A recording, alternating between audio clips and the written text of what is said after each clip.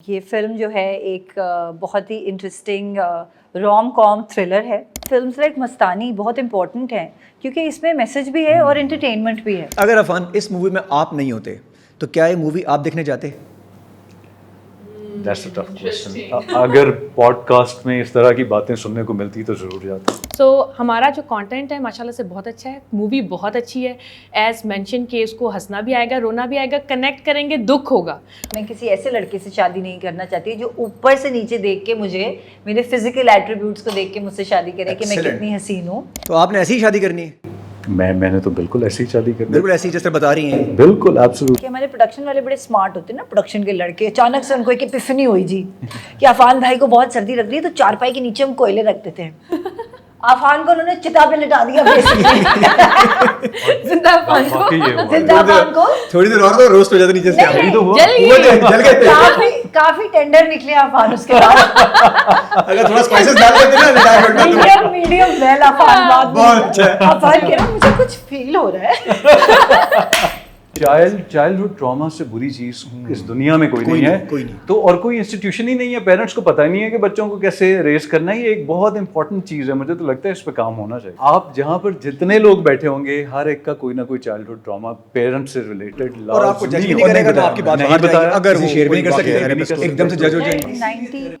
99% लड़कियां I am sure have gone through some sort of physical abuse when they were children, when they were girls और emotional mostly physical abuse मैं कहूँगी। और वो आपकी mostly family मुलाजिम जो घर के करीब लोग होते हैं वही कर रहे होते हैं।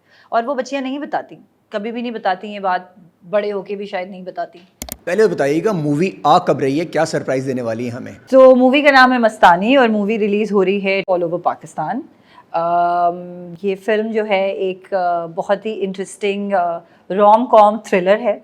सो मज़ा आएगा लोगों को देख के। इसमें मैं हूँ, आफान हैं, परवीन अकबर हैं, हमारे बहुत सारे और अच्छे एक्टर्स हैं, आमना मलिक हैं। And this film is a family film and I think everybody जो कि सारे एज ग्रुप्स के लोग हैं सब देख सकते हैं। अच्छा, इस दफा ऐसा नहीं होगा कि जेंजीज बोलेंगे यार हमारी मूवी नहीं आई? ये जेंजी की मूवी भी है और सबकी। ऐसा बोलते हैं तो बोलते हैं ना, जेंजीज नहीं जाते, कहते हैं यार पाकिस्तानी मूवीज नहीं देखनी। अब इस दफा चेंज होगा कॉन्सेप्ट। देखें, ये मैंने जैसा कि कहा कि ऑल एज ग्रुप्स के और जेंजीज को तो बिल्कुल देखना चाहिए क्योंकि इसमें हमने 4 इश्यूज ऐसे हाईलाइट किए हैं जो कि सोशल इश्यूज हैं। और मेरा ख्याल है कि जेंजीज आर द वन जो सबसे ज़्यादा इश्यूज के बारे में बात करते हैं। सोशल इश्यूज डरते नहीं हैं कोई भी बात करने से, तो जेंजीज को तो डेफिनेटली देखनी चाहिए। मस्तानी सर, आप बताइएगा, आपसे सुनना चाहेंगे कि क्या सिलसिला है और नाम कैसे मस्तानी आपने डिसाइड किया? यार मस्तानी मूवी का नाम मस्तानी कैरेक्टर बेस पे बना है और जो आमना इलियास का कैरेक्टर है वो बहुत सरफरा कैरेक्टर है और उसी बेस पे बेस्ट नेम जो सूट कर रहा था मस्तानी था कि वो कुछ भी कर सकती है, किसी भी सीन में कुछ भी कर सकती है। And the only person who can calm her down is Afaan character. और पूरा जो मूवी का नाम है इन दोनों की केमिस्ट्री की बेस पे बना हुआ है। एक सरफरी है और दूसरा जो है उसको काम डाउन करता है। अफान, ये काम आपने क्यों अपने सर ले लिया? आपने काम डाउन करना था, इन्हें बार बार करना था, तो क्या वजूहत बनी और आपका क्या एक्सपीरियंस है मूवी के हवाले से? ये बेसिकली उन लोगों को ट्रिब्यूट है जो ज़िंदगी में मुझे काम डाउन करते रहे हैं। तो मैंने कहा बस देखें कि कैसा फील होता है दूसरों को काम डाउन करके। It was a great experience. Movie के सेट पे मुझे भी काम डाउन करते थे। इतने कैरेक्टर में आ गए थे। आमना जी, कि ये मूवी मैसेज क्या देना चाह रही है? जैसे कि मैंने आपको बताया कि इस मूवी में 4 सोशल इश्यूज हैं जिन पे हमने बात की है। क्या? ख़वातीन से रिलेटेड भी हैं। मैं सारे रिवील नहीं करना चाहती, लेकिन इसमें एक ऐसा पार्ट है जिसमें आप ये देखेंगे कि ख़वातीन पे जो जुल्म होता है वो हमने थोड़ा सा हाईलाइट किया है in terms of violence and domestic violence, जो कि आप इसमें देखेंगे। सो ये फिल्म जो है, लेकिन इसकी पैकेजिंग पूरी फिल्म की इस तरह है कि it's everything is told and shot in a very entertaining way. ऐसा कुछ नहीं है कि आप कोई भी, हमने प्रीची अंदाज में कोई काम नहीं किया है। तो फिल्म इसलिए भी लोग उनको देख के, सवाल आपका यही था ना, I have lost my trail of thought. तो जो 4 इश्यूज हैं इस फिल्म में वो ऐसे हैं कि देख के आपको लगेगा कि हाँ ये हमारी कहानी है, हमारी सोसाइटी से रिलेटेड है, but everything is so smooth and light hearted कि आपको बुरा नहीं लगेगा, बट आपको एक सोच ज़रूर आएगी कि ये हो रहा है और हमें इस पे कुछ करना चाहिए। सोसाइटी में यूजुअली बहुत डिप्रेशन है हमारी, बहुत जी। एंजाइटी है, लोग इस वक्त जो ना मेंटल इश्यूज में बहुत ज़्यादा जी। हैं, तो इस वक्त ये ज़रूरत भी है ऐसी मूवीज़ निकालना जिसके अंदर लोग जाके एंटरटेन हो सके कम से कम। देखिए मुझे लगता है कि जितने भी लोग फिल्में बनाते हैं हमारे यहाँ 2 टाइप के ग्रुप्स बन गए हैं। एक वो लोग हैं जो प्योर एंटरटेनर बनाते हैं, जो फिल्में हमारी ईद पे लगती हैं, और एक वो लोग हो गए हैं जो बहुत ही आर्टिस्टिक साइड पे चले गए हैं, जो सिर्फ इश्यूज़ को शो करते हैं but in a very dark way. So I think films like Mastani बहुत इंपॉर्टेंट हैं क्योंकि इसमें मैसेज भी है और एंटरटेनमेंट भी है। अच्छा, इसी तरह लोग मैसेज सुनना भी चाहते हैं। इसी तरह लोग मैसेज सुनना चाहते हैं। आप कभी भी किसी को डरा के या एक बहुत ही डार्क साइड सोसाइटी की दिखा के आप मैसेज कन्वे नहीं कर सकते, वो आपको डिप्रेस कर देता है। अगर आप इशू एक लाइटर नोट पर दिखाएंगे सो आई थिंक दैट्स बेटर। और मुझे लगता है कि हमारे पास जितने भी इन्वेस्टर्स हैं जो फिल्मों में इन्वेस्ट करना चाहते हैं, I think entertainment is very important. Please issues पे फिल्म बनाएं, ज़रूरी है बनाना, क्योंकि आप सिनेमा एज ए मीडियम जिससे आप अपनी आवाम को एजुकेट कर सकते हैं, right? TV is the medium जिससे आप एजुकेट कर सकते हैं। So why not? Issue deliver कैसे कर रहे हैं ये बड़ा इंपॉर्टेंट है। ये बहुत इंपॉर्टेंट है, बिल्कुल बिल्कुल। अफान, Yes. आपका कैरेक्टर काम करने के अलावा क्या है और आपका एक्सपीरियंस कहाँ शूट हुआ, मूवी किस किस जगह पे शूट हुई है, और आपको क्या लगता है कि मूवी अपना टेम्प्ट क्रिएट कर पाएगी लोगों के सामने? देखिए उस बारे में तो मैं इतना नहीं कह सकता बिकॉज स्क्रिप्ट बहुत अच्छा है, और ये मैं हर पॉडकास्ट और इंटरव्यू में यही कह रहा हूँ कि स्क्रिप्ट बहुत अच्छा है। अब मैंने डबिंग में उसे बिट्स एंड पीसेस में देखा है, वो उस्मान ही बताएंगे कि फ़िल्म कितनी अच्छी लग रही है बिकॉज मैंने उसका फाइनल वर्जन नहीं देखा। We shot in Islamabad, in Pindi and Kashmir, और जो दूसरा स्पेल था वो तो बहुत ही स्ट्रेनुअस किस्म का था, वो गर्मी में था, और पहला स्पेल जो है वो शदीद सर्दी में था। और उसमें हमने गर्मी के कपड़े पहन के ऑफ कोर्स, बल्कि एक तो ये है कि हम 7th फ्लोर पे शूट कर रहे थे, आमना ऑलमोस्ट पास्ड आउट, इतनी ठंड थी, और फिर we had to cancel the shoot. So impact तो देखें, ख्वाहिश तो जब भी आप काम करते हैं आपका ये दिल चाहता है कि वो बहुत बज़ क्रिएट करे, लेकिन अगर नहीं भी करती तो no love lost, I mean it's okay, life goes on. हाँ, बट मुझे उम्मीद है कि क्योंकि मैंने बिट्स एंड पीसेस में जितनी भी फिल्म देखी है, एक तो it looks like a film. I don't know अगर आपने ट्रेलर देखा है कि नहीं। अच्छा, ये क्या बात हुई, इट्स लाइक अ फिल्म मतलब? बिकॉज यूजुअली हमारे यहाँ बहुत ज़्यादा ये कंप्लेन आती है कि फिल्म नहीं लग रही, उसका फ्रेम टीवी का फ्रेम लग रहा है। Excellent. और ये टेक्निकली एक बहुत ही राइट बात है कि टीवी का frame is different and film का canvas is different. So the best part about our film Mastani है कि इसका कैनवस जो है एक वो सिनेमा का फ्रेम लग रहा है। इट्स सो फिल्ड, भरा हुआ फ्रेम है। और दूसरी बात ये है जो सबसे अच्छी बात है कि हमारे डायरेक्टर ने पहले कभी कोई ड्रामा बनाया नहीं है। सो इन्होंने ना देखा है, तो इन्होंने सबसे पहले फिल्म ही बनाई है, इनका पैशन भी फिल्म ही है। सो फिल्म के गाने बहुत अच्छे हैं। There are 4 songs in the film. Mastani के गाने, म्यूज़िक बहुत अच्छा है, जो कि मैंने जहाँ तक सुना है, हमने एक डांस नंबर भी शूट किया है जो ट्रेलर में भी थोड़ा सा है। और जितने लोगों ने अभी तक ट्रेलर देखा है और जितना मुझे पर्सनली रिस्पॉन्स आया है, वो सबका यही आया है कि it looks like a film. So that is a winner for me. वैसे आपको लगता है हर लड़की मस्तानी है? हैशटैग मस्तानी मैं तो होना अपनी चाहिए। मस्ती में मस्त हूँ, मुझे हाँ? बाकी लड़कियों तो बाकी का नहीं लड़कियों पता। मस्तानी है, जरा जगाने की जरूरत नहीं है लड़कियों को। मेरे तो ख्याल में लड़कियों के अंदर काफी आजकल मस्तानी पॉजिटिव ही है। It's very positive. Mastani society is में हर लड़की को मस्तानी बनना बनना बनना पड़ेगा। पड़ेगा। और मैं चाहूंगी कि लड़कियां ज्यादा से ज्यादा ये फिल्म देखें और मस्तानी वाले कैरेक्टर में आए, मस्तानी वाले क्योंकि अगर character वो में अपने आए। कैरेक्टर में रहेंगी तो ये हमारे जो सो कॉल्ड, अभी तो हम 3 ही मर्द हजरात बैठे हैं, वैसे सुन लेते हैं, ये सो कॉल्ड मर्द हजरात दबाते ही रहेंगे। शायद हम तो नहीं करेंगे, बाहर हो सकता है आधा पाकिस्तान तो यही काम आई थिंक करे। अब लड़कियां चेंज हो रही हैं और ये फिल्म देख के आपको काफी और ज्यादा लड़कियों को इंस्पिरेशन मिलेगी to become like Alia, because Alia तो बिल्कुल घबराती नहीं है किसी से और अपनी टर्म्स पे जिंदगी गुजार रही है। वो तो आपको फिल्म देख के पता चलेगा। That's one of the mysteries in the movie. Alia कहाँ पर है? सर ये एक आम तासुर ये भी आता है कि जी मूवी जो है ना तब निकलनी चाहिए जब सारी मूवीज आ रही हों, ईद पे ही आनी चाहिए। तो ये क्यों ऐसा होता है? जरूरी थोड़ी मूवी ईद पे ही आएगी। 5-5, 6-6 मूवी एक साथ आई है, उन्होंने कौन सा बस क्रिएट कर दिया जो अकेले आके नहीं कर पाएगी। तो जरूरी है कि मूवी के साथ आनी चाहिए? नहीं, इसमें कोई जरूरी नहीं है। आप मौला जट को देख लें, उन्होंने पूरे डेड सीजन उन्होंने पिक किया मौला जट रिलीज करने के लिए। I think even October Thief and Trouble या और उन्होंने इतना अच्छा बिजनेस किया क्योंकि उनको सारी स्क्रीन चाहिए होती है। अब हम वोल्वरीन के साथ रिलीज कर दें या डेडपूल के साथ रिलीज कर दें, we are not gonna get any screens. अब हम स्क्रीन्स ही नहीं होंगी। अब किसी ने 8 बजे का शो देखना है, हमें सुबह 10 बजे का दिया हुआ है, तो कौन आके देखेगा हमारी मूवी? तो इस वजह से इट्स नॉट इम्पोर्टेंट टू। अच्छा, पहले ही हमारे पास स्क्रीन्स बहुत कम है पाकिस्तान में, और Yeah. जो काम पे लगी हुई है मेरा ख्याल वो 50, 60, 70 होंगी शायद। कितनी होंगी? 60 है। I don't have exact numbers. ठीक है, अगर इतनी कम स्क्रीन्स के ऊपर 5-5 6-6 मूवी एक साथ आएंगी तो मैनेज करना मुश्किल नहीं हो जाएगा? ऊपर से 1-2 इंग्लिश मूवीज भी आ गई हैं सर, वो भी बड़ी उस वक्त आ गई जिस वक्त सारे आ गए थे। मुझे ऐसा अच्छा मैं अगर मुझसे आप सजेशन अगर कोई लेना चाहे तो मुझे लगता है कि हमें ऑपोजिट करना चाहिए। द न्यू प्रोड्यूसर्स जिनका जो कि स्मॉल बजट छोटी फिल्में बनाते हैं, मुझे लगता है कि उन लोगों को अपनी फिल्म्स ईद पे रिलीज करनी चाहिए and the giants of the industry right now should release their films offbeat, वो ऑफ टाइम पे रिलीज करें। क्योंकि फॉर एग्जांपल आपका जो एक नॉन प्रोड्यूसर है जिसकी सारी फिल्में हिट होती हैं, सो उसकी तो फैन फॉलोइंग एक है ही, तो अगर वो लोग अपनी फिल्में ऑफ टाइम रिलीज करें सो ज़्यादा लोग सिनेमा की तरफ आ सकते हैं। इंस्टेड जो बिग प्रोड्यूसर्स हैं वो सारी अपनी फिल्में ईद पे रिलीज करते हैं, सो जो नया प्रोड्यूसर है उसको जगह नहीं मिलती। अगेन हिज पॉइंट कि 10 बजे नए फिल्म मेकर की फिल्म कौन देखने आएगा? बिल्कुल सही है।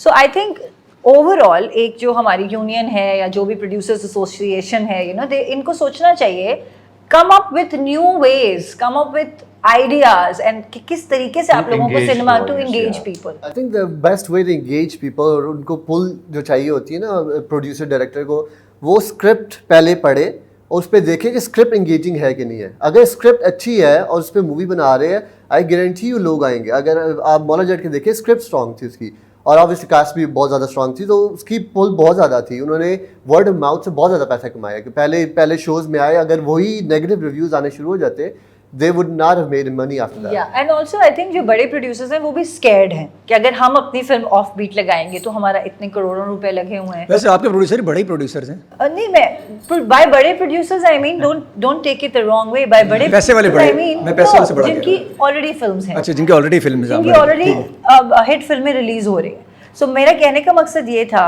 कि वो भी डरे हुए होते हैं कि अगर हम अपनी फिल्म ऑफ बीट लगाएंगे तो लोग नहीं आएंगे, तो वो हालांकि आइडिया ज्यादा अच्छा है ऑफ बीट वाला, उनको तो ऑफ बीट लगानी चाहिए फिल्म बिल्कुल सही कह रहे हैं, ताकि उनको स्पेस भी मिले। तो डरे हुए वो भी हैं कि पता नहीं हमारी पुल है या नहीं है। You see? Amna, that's a very smart thing to say. I'm impressed. Thank you. Yeah, it makes a lot of sense.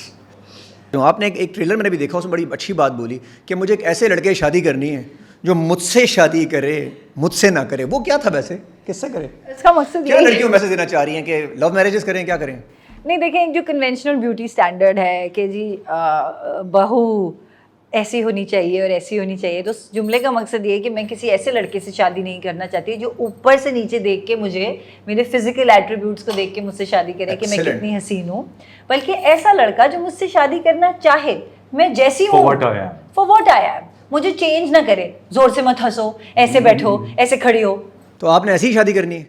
मैंने तो बिल्कुल ऐसी ही शादी कर, बिल्कुल ऐसी जैसे बता रही हैं। बिल्कुल एब्सोल्युटली। कोई इंसान अगर आपको आपसे बदल कर शादी करना चाहता है तो वो ठीक नहीं है, क्योंकि लोग जो होते हैं वो वही रहते हैं। अच्छा, जो एक आम तासुर ये भी है कि मोहब्बत में थोड़ा बदल जाए तो क्या फर्क पड़ता है? बदल जाना चाहिए। बदलता कोई भी नहीं है, बदलता नहीं, वो सिर्फ थोड़े ड्रामा कर। वो टाइम पीरियड के लिए Time आप किसी period को के प्लीज करने के लिए या इस खौफ से क्या कि वो बात आपकी है। जिंदगी से चला। आप तो बुक लिख सकती हैं वैसे अब इधर ही, हाँ? हार्ट ब्रेक पे।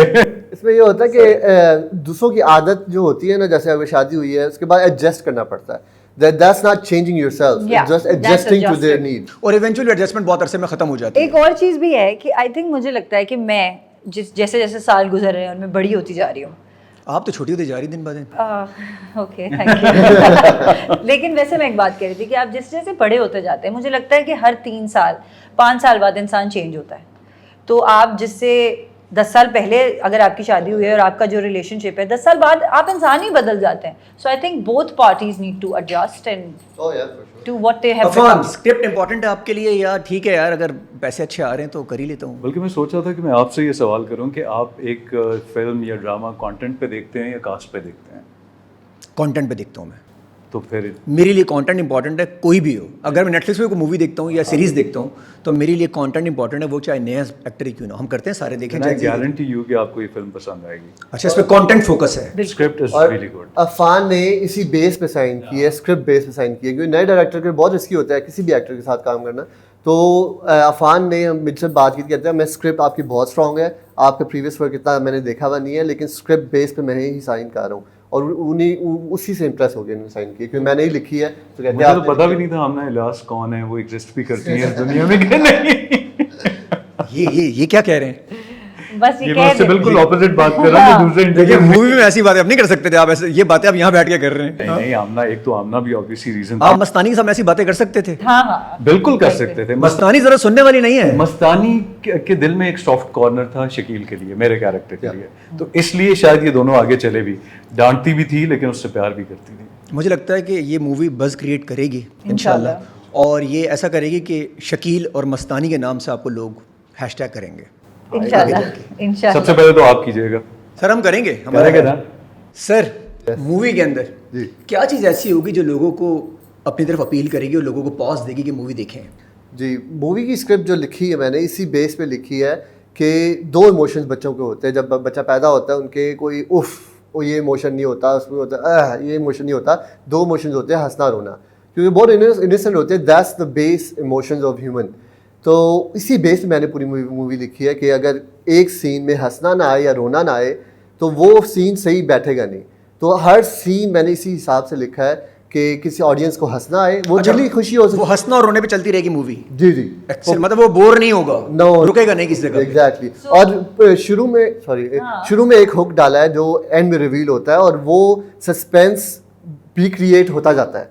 और पूरी इसी बेस पे लिखी है कि लोगों को हंसना आए या रोना आए। अब वो दिली खुशी है या फिर कहला के हंस रहे हैं, या फिर दिली दुख है या फिर रोना आ रहा है। अच्छा वैसे Based बीच off में that. कंटेंट कोई है ही नहीं। अब लोगों को दो ही कंटेंट चाहिए, या लोगों को इमोशनली अट्रैक्ट करना पड़ेगा आपको या लोगों को हंसाना पड़ेगा। तो अगर ये लगातार ऑडियंस के साथ इमोशंस के साथ खेलेंगे नहीं ना, वो इंगेज नहीं रह सकते, क्योंकि every scene will connect, audience will connect to every single scene. अगर वो हंस रहे हैं ना, वो कनेक्ट हो रहे हैं, इसका मतलब। अगर वो रो रहे हैं, इसका मतलब मूवी से कनेक्ट हो रहे हैं। तो that's the base of the writing. आप D.U के नाम से कर रहे हैं, जी जी। तो ये क्या बनता क्या वैसे? दानिया उस्मान मेरा नाम है, दानिया मेरी वाइफ। तो आज दानिया से भी हम बातचीत करना चाहेंगे। अगर आप हमें थोड़ा सा पॉज दें तो हम दानिया को बैठेंगे। हमारा फ्रेम जरा छोटा था वरना हम साथ ही आपको बिठा लेंगे। No problem. हम थोड़ा सी जगह दें दानिया के लिए प्लीज। थैंक यू जी। दानिया कैसी हैं आप? दानिया निज़ामी जी। तो हमने रिप्लेस किया आपको थोड़ी देर के लिए, और आपका आना बहुत ज़रूरी था Thank क्योंकि आपसे बात करनी थोड़ी सीरियस। आप हैं प्रोड्यूसर, ये बताइएगा कि ये इतनी सारी मूवीज़ आ भी रही हैं, कंटेंट में जाननी होती है, आपको क्या आइडिया आया कि आप इतने मतलब पैसे लगा के रिस्क ले रही हैं इस वक्त? ज़रूरत क्या पड़ गई? कंटेंट स्ट्रांग था हमारी, जो जैसे अफान ने कहा, आमना ने कहा। आपके राइटर में से कौन है? उस्मानी राइटर है। उस्मानी राइटर ही है। उस्मानी Excellent, राइटर है। तो excellent। हमने मुझे पता खुद था, स्क्रिप्ट वैसे पढ़ी, पूछ रहा था। हमने खुद स्क्रिप्ट पढ़ी, हमें बहुत स्ट्रांग लगी, हमें लगा कि इसको डायरेक्शन की तरफ जाना चाहिए। जब हम डायरेक्ट किए है फुल पैकेज, आई थिंक मैंने और उस्मान ने अभी तक पूरी मूवी देखी है, आमना और अफान ने अभी तक नहीं देखी है। And Afan has been asking me a lot कि दानिया कैसी बनी I am like Afan it's an amazing movie, क्योंकि मैं सारी मूवीज़ देखती हूँ and I go with a content कि कास्टिंग और उसका इतना नहीं होता। आजकल शाहरुख खान की भी इतनी फ्लॉप मूवीज़ आ रही हैं, उसकी भी नहीं चलती हैं। सो हमारा जो कंटेंट है माशाल्लाह से बहुत अच्छा है, मूवी बहुत अच्छी है। एज मेंशन कि उसको हंसना भी आएगा, रोना भी आएगा, कनेक्ट करेंगे, दुख होगा, और एक दिल में आप एक जो है ना एक मैसेज लेके जाएंगे। अच्छा अपने बीइंग घर अ पे। लड़की आपको भी लगता था कि ये मस्तानी कैरेक्टर को अब आना चाहिए इसमें? हाँ, क्योंकि ये जो ऐसे में हम- खुद है, इन्होंने अपना जो दिल का कैरेक्टर था मुझे लग रहा है कि ये आपने- खुद करना चाहते थे जिंदगी में, उन्होंने मुझसे करवाया। उस्मान जबरदस्ती आपने बोला होगा कि इसको लिखो मस्तानी को। नहीं लिखा उस्मान ने है, काफ़ी पहले से लिखा था। He is really good at writing, और जो स्क्रिप्ट है वो बहुत ज़्यादा स्ट्रॉन्ग है, और उसको मैसेज को इतने मज़े से कन्वे किया है कि इट्स नॉट लाइक कि आप सोशल मैसेज उस तरीके से नहीं है कि ये करना है और ये कि इशू आ गया फिर कोर्ट कचहरी के चक्कर लगे, उस तरीके से नहीं है। इतने इंटरटेनिंग वे में इसको मैसेज को और मूवी को बनाया गया कि आप देख के ना एक वो जो दुखीपन आता है ना, वो आपको एक फील होगा। एक होता है जब आप आपके डांट लिए के ये पैशन था या आपने सोचा यार इन्वेस्टमेंट करते हैं पैसे अच्छे निकल सकते हैं? क्या जहन में क्या था? नहीं, इन्वेस्टमेंट का उस तरीके से क्योंकि पाकिस्तानी सिनेमा इंडस्ट्री इतनी ज़्यादा तो बूम कर रही है नहीं। Excellent. लेकिन हमारा ये है कि ओवरसीज़ का यही होता है कि हम जब आता है हम अपने मुल्क के बारे में ज़्यादा सोचते हैं, क्योंकि हम बिलोंग्स टू पाकिस्तान, राइट। सो हमें अपने मुल्क के ऊपर मूवी बनाना, उसको अच्छा यूजुअली लोग यहाँ से जा रहे हैं और आप यहाँ इन्वेस्टमेंट लेकर आ रहे हैं, यही बड़ी बात है। यही बहुत बड़ी बहुत बड़ी बात है। यूजुअली लोग नहीं करते, Yeah, लोग कहते हैं और खास तौर पर इतना रिस्की बिजनेस, रिस्की बिजनेस। सबसे रिस्की बिजनेस है इसके अंदर आप लोग अभी आए हैं। बट लेकिन अगर एक्चुअली कंटेंट पे एतमाद है जो भी इंटरनेशनल फिल्म मेकर्स हैं वो मुझे लगता है वो सिर्फ पैशन के लिए आते हैं वापस पाकिस्तान, क्योंकि उनके अंदर एक, क्योंकि जब लोग बाहर रह रहे होते हैं तो वो ये अंडरस्टैंड करते हैं कि कितना प्रिविलेज्ड है बाहर और कितनी safety, security, all of these things, and they miss their country. आप दुनिया में कहीं भी चले जाएं, आई थिंक जिस मुल्क में आप पैदा हुए होते हैं वो मुल्क ही आपकी पहचान रहता है। तो आई थिंक दानिया has the same emotion and I really respect that कि you know all the overseas Pakistanis, they want to do something for Pakistan and only those guys can do. So please I request all the more international producers. Please आए पाकिस्तान आए. Please Pakistan We आए. need you. We need you. Please cast me. और हम कोशिश करेंगे अच्छा काम करें. और मैं पाकिस्तानी आवाम से रिक्वेस्ट करूंगी बिकॉज जो हमारी यूथ है, जो जेंजी है, यही पाकिस्तानी सिनेमा इंडस्ट्री को बूस्ट करेगी. ये मूवीज चलेंगी तो और प्रोड्यूसर्स आएंगे. देखिए अगर अच्छा कंटेंट होगा ना, बिल्कुल. ये आने वाले आपके पास. सही बात. इस दफा तो आ जाएंगे, हाँ. लेकिन अगर आपने अच्छी मूवी ना बनाई तो नेक्स्ट टाइम आपके पास नहीं आने वाले. नहीं, बल्कि मैं तो ये कहती हूँ कि आप सिनेमा आए, मूवी को एक शॉट जरूर, एक गिव इट अ चांस, देखें जरूर. और अगर बुरी भी है तो वैसे तो भी तो आप बहुत कुछ बुरा लिखते हैं, तो और जरा देखते देख के लिखे ना फिर. बगैर देखे मत लिखें प्लीज, बगैर देखे मत लिखे. क्योंकि आपके पास ज्यादातर बगैर देखे में लोग ये आते हैं. बात सच है कि एक्चुअली प्रॉब्लम ये भी है कि कोविड से पहले a lot of movies were being made. अभी जो मूवीज रिलीज हो रही हैं आप पूछें वो कहते हैं जी कोविड के टाइम से पहले बनाई थी या कोविड टाइम्स में शूट की थी. सो 2 साल में हुआ ये कि अचानक से बूम आया, लाइक इतनी सारी फिल्में आई, बाजी आई और काफी फिल्म मेरी भी आई. और उसके बाद में 2 साल कोविड पीरियड, इन्फ्लेशन आ गया, इकोनॉमिकल हमारा बहुत सेटबैक हो गया इकोनॉमी का, तो उस वजह से अचानक से सिनेमा डिक्लाइन की तरफ चला गया. That's true, right? So it's also एक पूरी इसके पीछे एक साइंस है जिसकी वजह से ये सब हुआ है. बट अब फिल्म्स आ रही हैं तो जो लोगों का भरोसा उठ गया है अच्छी फिल्मों से, आई थिंक आप जब तक देखेंगे नहीं तो वो भरोसा कैसे वापस आएगा. सो प्लीज आएं और फिल्में देखें. This is a good film. Afan, आपको ये लगता है कि आप जिस तरह ड्रामा हमारे बहुत अच्छे हैं, आप भी लीड करते हैं हमेशा ड्रामों में, उस तरह मूवीज़ हमारी लीड नहीं करती? वजह क्या होती है? कंटेंट कहीं ना कहीं वीक होता है, या अगेन लोगों को एंटरटेनमेंट के लिए बहुत एक्सपेंसिव एंटरटेनमेंट लग रही होती है ये? देखिए, अब तो जो आपने दूसरी बात की है एक्सपेंसिव एंटरटेनमेंट वाली, वो बिल्कुल ठीक है. क्योंकि कोविड के बाद वैसे भी सिनेमा, जैसे आमना ने कहा कि डिक्लाइन की तरफ चला गया था, अब लोगों को वैसे भी इजी एंटरटेनमेंट मिल गई है. आप घर में बैठ के अपने फ़ोन के ऊपर जो कुछ देखना चाहते हैं आप देख सकते हैं. तो जब सिनेमा का टिकट भी इतना एक्सपेंसिव होगा, कौन बॉदर करेगा कि पेट्रोल भी लगाओ, पॉपकॉर्न्स भी लें, फिर बैठ के फिल्म भी देखें. लेकिन कंटेंट वाली बात भी बहुत इंपॉर्टेंट है, क्योंकि उसी महंगाई मौला जेट भी चली फिर उसी महंगाई. और देखें वो अगर कंटेंट में जान थी, देखें वो प्रॉपर फिल्म भी लगती है. हमारा ज़्यादा ये है कि ड्रामे का इम्पैक्ट पाकिस्तान में बहुत ज़्यादा है. तो जो भी फिल्में बना रहे हैं, एक्टर्स भी ड्रामों के हैं, डायरेक्टर्स भी ड्रामों के हैं, प्रोड्यूसर्स भी ड्रामों के हैं, तो वो ड्रामे का टच उसमें लाजमी आ जाता है.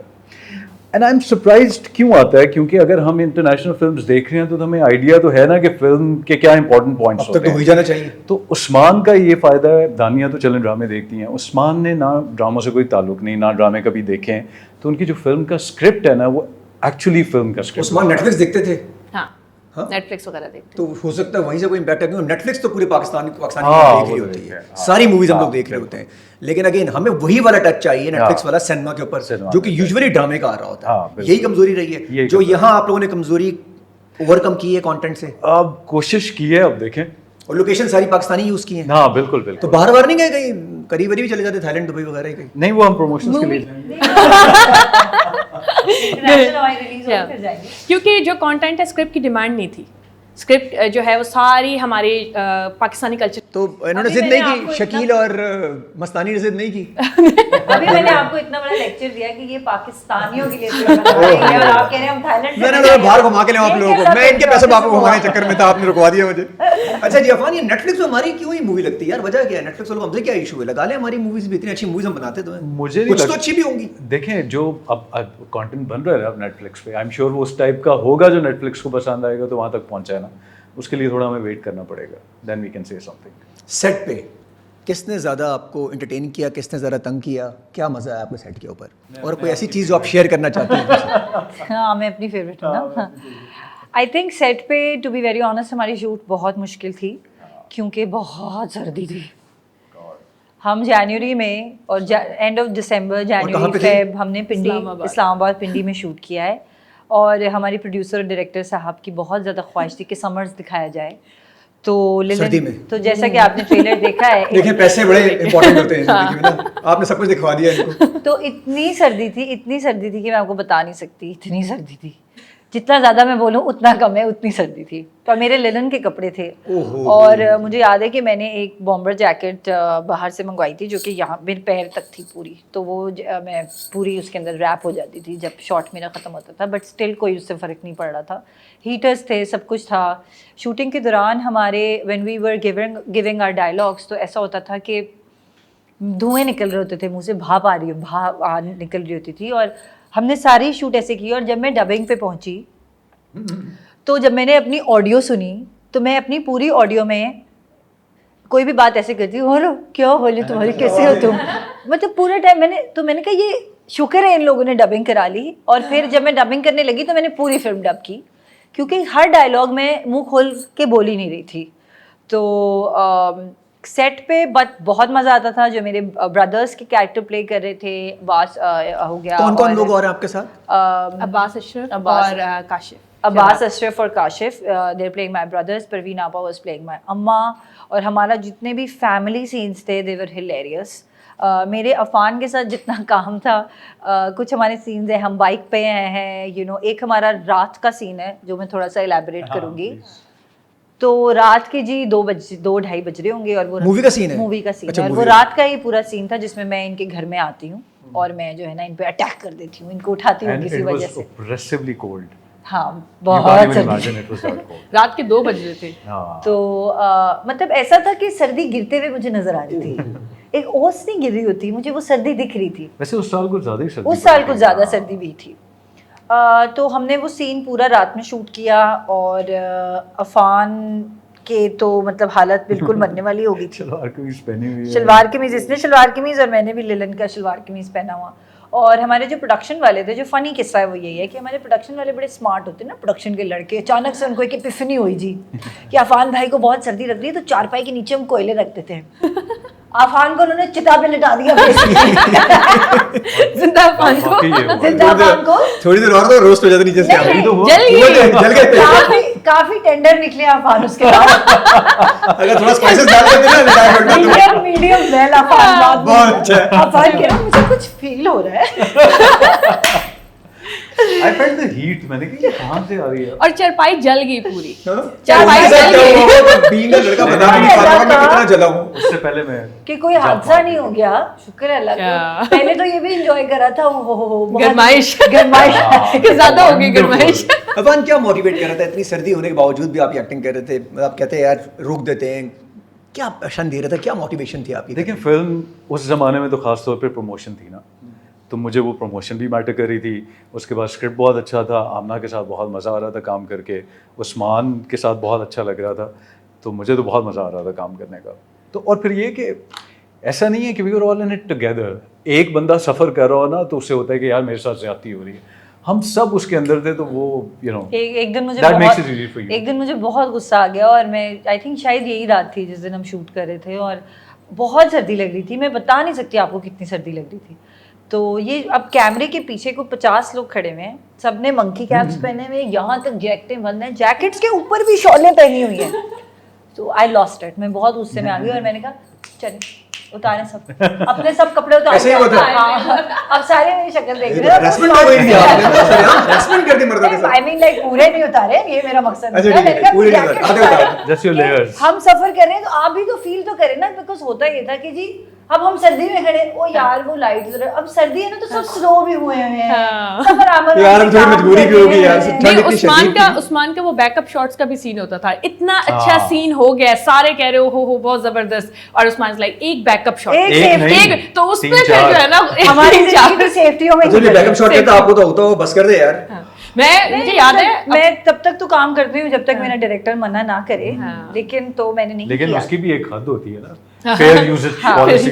हाँ, तो बट ये था कि उस दिन सब डर गए थे कि अब आमना हमारे कपड़े उतरवाने लगी। लेकिन उस सीन में एक ये भी स्क्रिप्ट में लिखा हुआ था कि आमना आके मेरे ऊपर पानी की बाल्टी ठंडा पानी फेंकी है। उससे मैंने इनकार कर दिया था। अच्छा, कर दिया। This I cannot नहीं तो do. टॉर्चर है यार। हाँ, वो टॉर्चर आपको था। टॉर्चर होना शुरू हो जाता है ना। But I have to give it to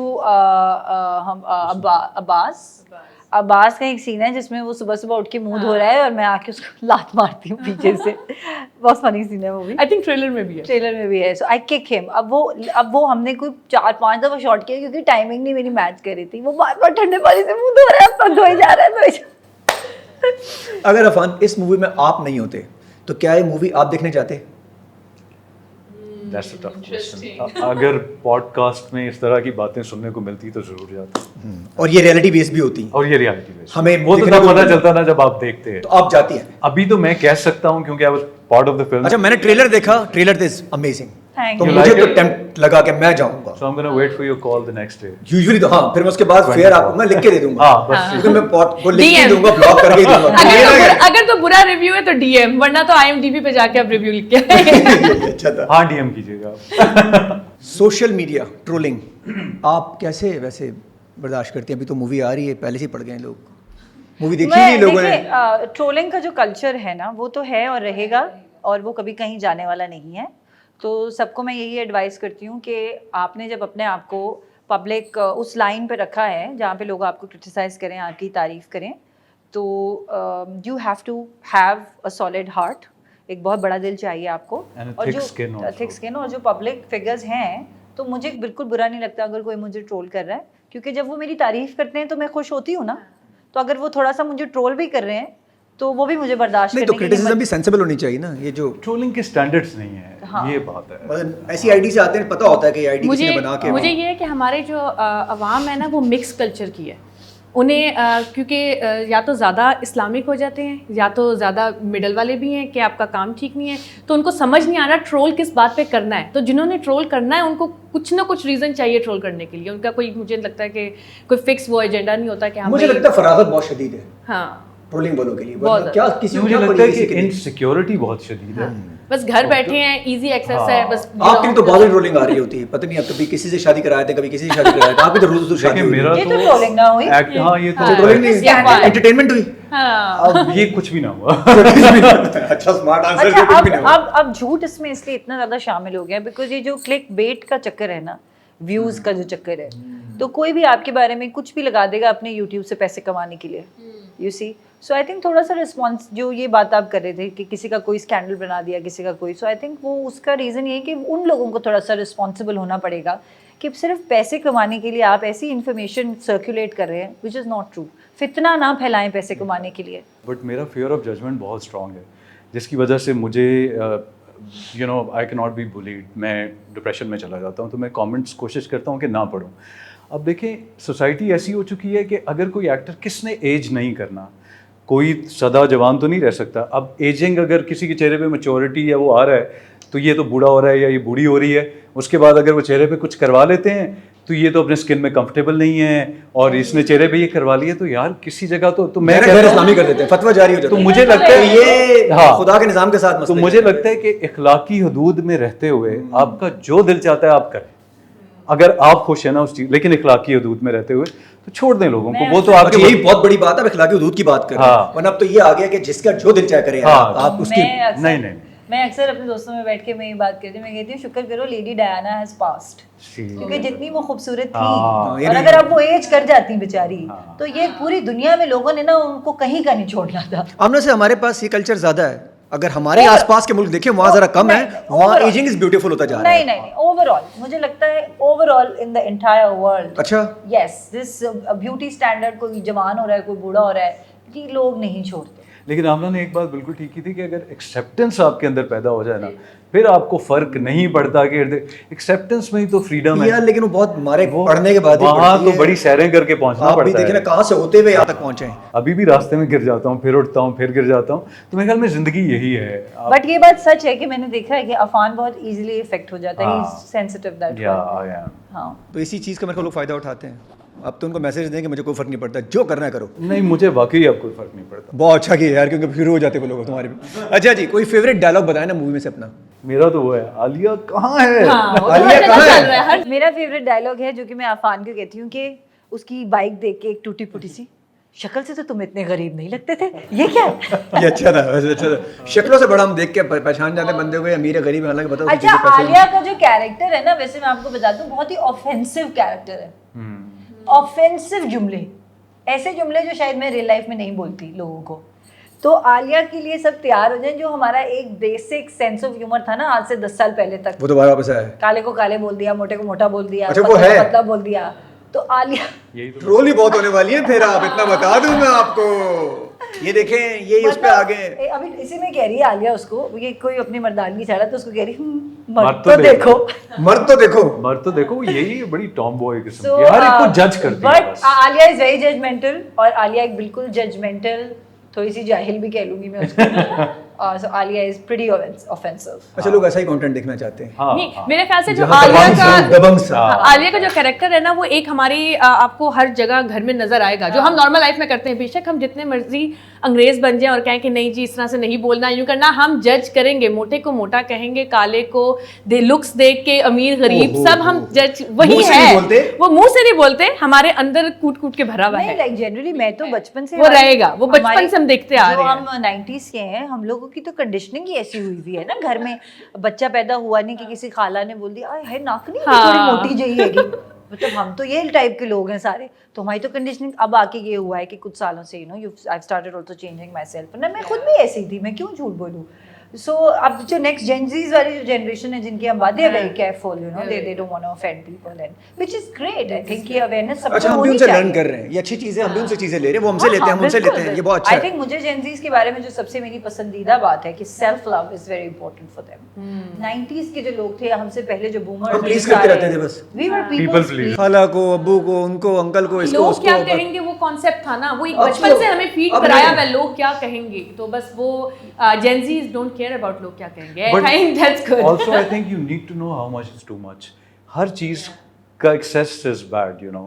तो हर चीज़ में आप ये नहीं कह सकते कि अगर आपको बिल्कुल ही दबंग हैं तो आपकी कोई बाउंड्रीज ना हो। मेरे ख्याल में boundaries are very important in life, होनी चाहिए। होनी चाहिए। उसके बगैर तो आप फिर जानवर हैं। वही तो जेनजी सबसे ज्यादा प्रीच करते हैं, बाउंड्रीज।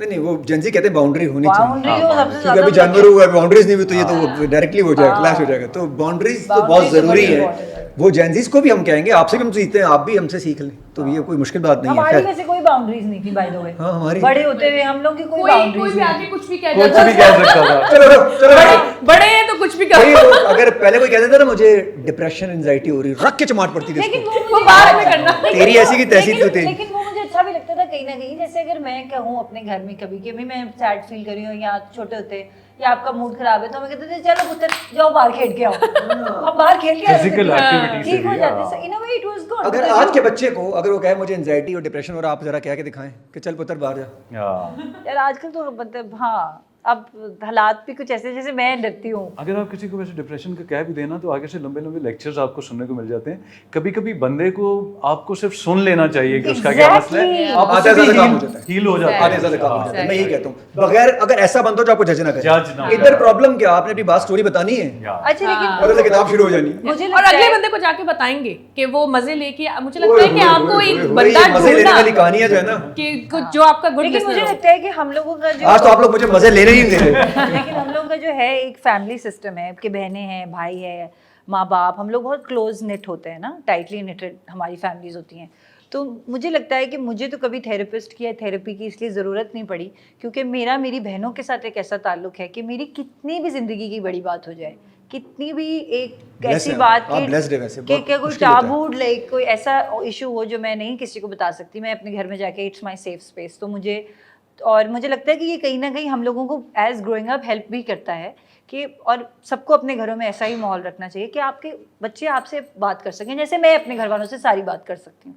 और जो मेरी आगे वाली जनरेशन है, जो मेरे भांजे हैं, भतीजे हैं, भांजियाँ हैं, उनको भी हमने यही सेफ स्पेस दी है कि आपके बॉयफ्रेंड की कोई बात है, आपके स्कूल की कोई बात है, किसी ने आपको छेड़ा है, कोई ऐसी बात जो बताते हुए आपको शर्मिंदगी हो रही हो, आपसे कोई गलती हुई है जो कि बहुत शर्मनाक है, आप वो भी हमें आके हमने ऐसा क्यों होता है, बोलते हैं दोस्तों की तरफ से बात शेयर कर लेना, लेकिन जैसी शेयर की घर में भी वहाँ मामला फिर शुरू हो जाते हैं। वो हम वही तो ना, यही तो पेरेंट्स पहले बताते हैं हम तुम्हारे दोस्त हैं, पेरेंट्स कहते हैं, उसके बाद फिर वो दोस्त ही डंडा That is उठा ले, bad. तेरी ऐसी ये आपको पता है, इससे इतने ट्रस्ट इश्यूज हो जाते हैं ना बच्चों को। हाँ ना, कि- तो दोस्त बनो ना सही तरीके से यार। Exactly, जब बनो या तो फिर प्रॉपर सही दोस्त बनो। बनो या नहीं बनो, या नहीं हमें बनो। हमें धोखे में क्यों रखते हो यार। आई थिंक जो हम 90s के है ना, हम इस तरह के दोस्त बन रहे हैं, हमें हमारे पेरेंट्स ऐसे दोस्त नहीं मिले कि जिन पे हम ट्रस्ट करके बात कर सकते हैं। तो अब हम उस चीज़ से गो थ्रू हुए हैं। सो लाइक फॉर एग्जांपल चले आगे हम अपने बच्चों के साथ ये नहीं मुझे लगता करेंगे। है उन बेचारों का भी अपना बैगेज था, पेरेंट्स का, पेरेंट्स का। तो अब आगे जनरेशन चेंज होगी उन बेचारों बहुत को स्लो, वैसे हम बहुत स्लो नहीं है, अब हम बहुत स्लो चल रहे हैं हम लोग, मतलब अगर ये जो चेंज आ रहा है बहुत हाँ। स्लो नहीं आ रहा हमारे बीच में। नहीं, अब तो बहुत रैपिड हो गया है, सोशल मीडिया के बाद तो बहुत रैपिड हो गया। और मैं कहती हूँ कि हमें हमारे माँ बाप को भी माफ कर देना माफ चाहिए। कर देना हाँ, नहीं नहीं, they were और innocent. हमारे उनके माँ पास बाप बेस्ट तरीका यही था हमें रेस करने का। कल हमारे बच्चे भी यही कहेंगे, वो भी यही कहेंगे, हमें अपने माँ बाप को माफ कर देना चाहिए, ये बता दूं मैं ये आपको। है, दैट्स ट्रू, I don't ये have- रहेगा हमेशा कि हर बच्चे को माँ बाप से कुछ ना कुछ कंप्लेन आई रहेगी। डोंट हैव चिल्ड्रन, लेकिन मैंने अपने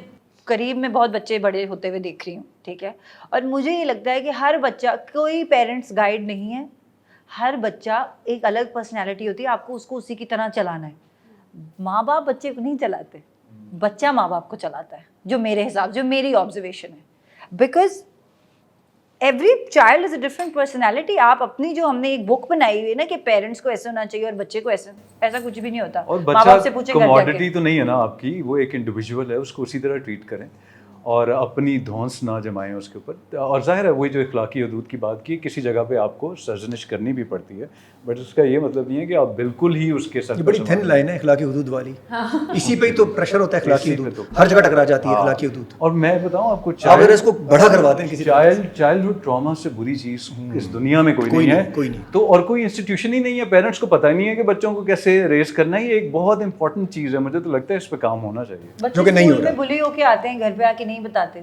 आप जहाँ पर जितने लोग बैठे होंगे, हर एक का कोई ना कोई चाइल्डहुड ट्रॉमा पेरेंट्स से रिलेटेड लाजमी हो। और नहीं बताया उन्होंने, नहीं बताया, किसी शेयर भी नहीं कर सकते, शेयर भी नहीं कर सकते। एकदम से जज हो जाएंगे। लड़कियों का सबसे मेजर ट्रॉमा लड़कियों क्या का। है? इसीलिए थेरेपी इंपॉर्टेंट है कि एक स्ट्रेंजर आपकी बात सुन। थेरेपी का ये मतलब नहीं है कि आप ज़हनी मरीज हैं, थेरेपी का ये मतलब है कि आगे वाला डैमेज आप कंट्रोल कर और सकते आपको जज भी नहीं करेगा ना, हाँ, आपकी बात हाँ। बाहर जाएगी अगर वो कोई वाकई थेरेपिस्ट हो, क्योंकि अब तो Exactly. बहुत सारे फ्रॉड ही बैठ गए हैं। मैं लड़कियों के ट्रॉमा की बात कर रही थी। 99% लड़कियां, I am sure, have gone through some sort of physical abuse when they were children, when they were girls, और इमोशनल मोस्टली फिजिकल अब्यूज में कहूँगी। और वो आपकी मोस्टली फैमिली, मुलाजिम, जो घर के करीब लोग होते हैं, वही कर रहे होते हैं।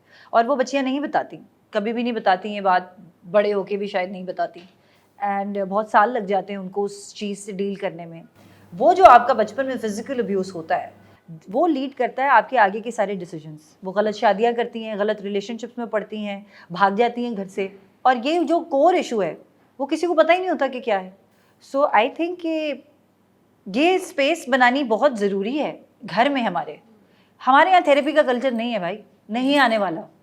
तो आप अपने घर में ही एक थेरेप्यूटिक अगर माहौल बना लेना। ये भी हो सकता है, क्योंकि अगर किसी को बोले ना कि वो थेरेपिस्ट के पास जा रहा है तो कहते पागल। वही ना, यहाँ पर ये समझा Stigma जाता है, है कि वो stigma। हाँ ज़हनी मरीज है। शादियाँ लड़की की नहीं होती फिर। हालांकि आप मुझे अगर शादी बताएं कह कि दी तो, हालांकि मेंटल नॉर्मल ये बुखार से ट्रीट हो सकता है। मैं इतनी अवेयर हूँ, मैं इतनी बिंदास कहने हूँ, लेकिन मैं भी कई जगह ये बात कहते हुए कभी कभी एक हल्का सा मुझे स्टॉप होता है कि I went for my therapy. ये कहते हुए मैंने ली है ज़िंदगी में थेरेपी, एक आधी बार ली है थेरेपी, कि देखूँ तो सही होता क्या है क्या। It's very effective, I must say. लेकिन वो कहते हुए मुझे भी झिझक, जबकि I don't care, but stigma इतना है इस बात को लेके कि आप थोड़ा सा घबराते ज़रूर हैं। मैंने तो बहुत थेरेपी ली है यार, एंड दैट हेल्प मी। एक ज़माने में तो आपने, ये तो अगर नहीं लेते तो शायद आज। मैं तो हाँ, मुझे लेनी थी थेरेपी। चलें जी मूवी की तरफ। मैं जरा कहीं और- इसमें से वैसे आप दो निकाल सकते हैं इंटरव्यू पॉडकास्ट, एक ये वाली साइड, एक मस्तानी वाली। आप अपने किसी दोस्त को कॉल में आए, ठीक है, और अभी इसी वक्त उसको कहें 5 लाख रुपए ट्रांसफर करें। 5,000 5 लाख रुपए ट्रांसफर। 5,000 तो मैं भी, आप मुझे कर देंगी। 5 लाख हाँ सारे जो बहुत।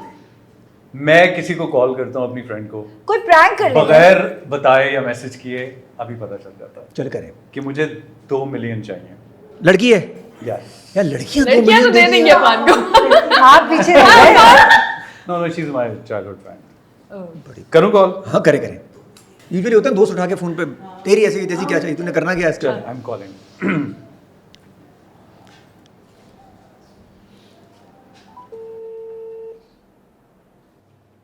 हेलो। Hey what's up. अच्छा मेरी बात सुनो, मुझे एक बहुत ज़रूरी काम है, मुझे अर्जेंटली 2 मिलियन चाहिए। Can you transfer in my account? हाँ आई कैन। कौन से वाले अकाउंट? मैं तुम्हें अकाउंट डिटेल्स भेज रहा हूँ, बस मुझे फ़ौरन चाहिए 2 मिलियन। तो मैं जैसे ही तुम्हें अकाउंट डिटेल्स भेजता हूँ तो मुझे ट्रांसफ़र करवा दोगी ना? तो अगर ऑनलाइन ट्रांसफर ना हुए तो बैंक से करवा दूँ जाके? हाँ बैंक से करवा देना, ठीक है? ओके ठीक है, मैं तुम्हें कॉल बैक कर रहा हूँ। Okay okay okay. ये लड़की का नंबर मेरी भी दोस्ती कर रहा है। यार ये क्या है, मेरी दोस्ती करा है यार। अच्छा जी, जो फेवरेट सॉन्ग है इसका, तो उसको कोई गुनगुना सकती हैं आप, या कोई अपना सॉन्ग गुनगुना दें? हाँ। एंड हमारा हमेशा गुनगुनाने को होता है। तेरा ठुमका नी तेरा, हाँ ये गाना। तेरा ठुमका नी तेरा ठुमका, तेरा ठुमका पिशोरी, मेरा दिल भी लाहौरी, मुझ पे ना चलेगी कोई तेरी सीना जोरी। ओहो। Fun song. हाँ बहुत है यार।